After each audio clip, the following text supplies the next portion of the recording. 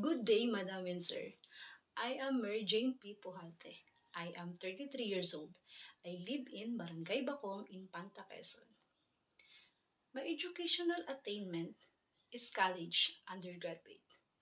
I am married. My mother's name is Norily Piña Verde and my father's name is Fidel Piña Verde. We have four siblings, two sisters and two brothers.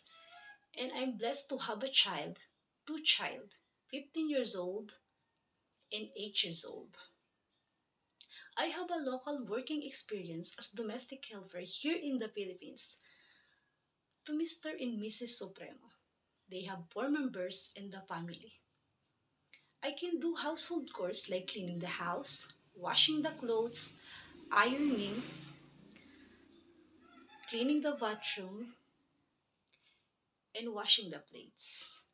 And also, I can take good care to the babies, like feeding them, bathing them, and also changing their diapers.